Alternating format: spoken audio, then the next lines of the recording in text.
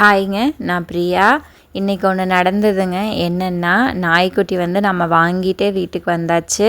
இதுக்கு ரீசன் என்னன்னு பார்த்தீங்க அப்படின்னா, லக்ஷிதா வந்து என்கிட்ட மட்டும்தாங்க குறும்பு பண்ணுறா. நான் என்ன சொன்னாலும் கேட்குறதில்ல. அவங்க அப்பா மிரட்டினாலா கம்முன்னு இருந்துக்கிறா. அவங்க அப்பா சாப்பாடு ஊட்டினா சாப்பிட்டுக்கிறா. ஆனால் எல்லா வேலைத்தனமும் என்கிட்ட மட்டும்தான் நடக்குது. என்னை மட்டும்தான் கொஞ்சம் கொஞ்சம் டார்ச்சர் பண்ணிக்கிட்டே இருந்தாலுங்க. என்னால் அதை தாங்கிக்கவே முடியல.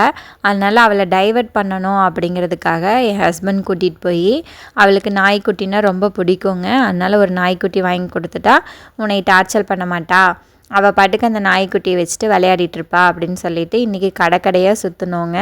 சுற்றிட்டு ஒரு கடையில் கண்டுபிடிச்சிட்டோம் நாய்க்குட்டியை பார்த்தோன்னே வாங்கிட்டோம்.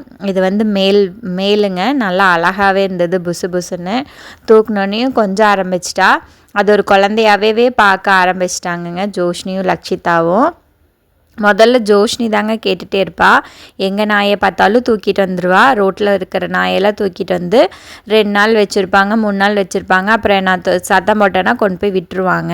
இன்றைக்கி வந்து நம்ம வளர்க்கணுங்கிறதுக்காகவே வாங்கியிருக்கோம். மெயின் வந்து லக்ஷிதாவை வந்து டைவர்ட் பண்ணுறதுக்காக தான் இது வாங்கியிருக்காரு. இது கூட விளையாடிட்டு இருந்தானா அவள் கோவப்பட மாட்டா அப்படிங்கிறதுக்காக.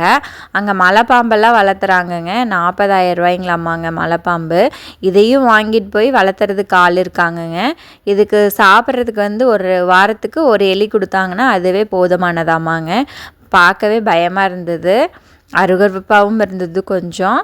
அதுக்கப்புறம் ஜோஷ்னிக்கு வந்து பூனை ரொம்ப பிடிச்சிருந்ததுங்க. அங்கே ஒரு குட்டி பூனை இருந்தது. அந்த பூனை பார்க்க அழகாக இருந்தது. ஒரு லைட் க்ரே வித் ஒயிட் கலரில் அந்த பூனை வாங்கலான்னு சொன்னால், அப்புறம் இல்லை ஃபஸ்ட்டு நாய்க்குட்டி வாங்கிக்கலாம் அப்படின்னு சொல்லிட்டு வாங்கிட்டு வந்துட்டோம். இனி இந்த நாய்க்குட்டி நம்ம வீட்டில் ஒருத்தராகவே மாறிட்டாங்க. இதுக்கு பேர் வந்து டைகர்னு பேர் வச்சாச்சுங்க. நம்ம நாய்க்குட்டியோட பேர் வந்து டைகர். நாய்க்குட்டிக்கு வந்து உப்பு இல்லாமல் தான் சாப்பாடு கொடுக்கணுமாமாங்க. பிறந்து வந்து 40 days தான் ஆயிருக்கு. சிஜு எல்லாம் இருந்ததுங்க. இது பேரே எனக்கு சிஜுன்னு தெரியாது. ஜோஷ்னி தான் வர வர அம்மா சிஜு இருக்குது, இங்கே நாய்க்குட்டி இருக்குன்னு சொன்னால். சிஜுன்னா என்னன்னு கேட்டேங்க. இந்த நாய்க்குட்டியோட பேர் தான் சிஜு, அம்மாவுக்கு ஒன்றுமே தெரியல அப்படின்னு சொன்னாலுங்க. இதை பார்த்தா நம்மளுக்கு என்னங்க தெரியும், நாம் வளர்த்திருந்தால் தெரியும்.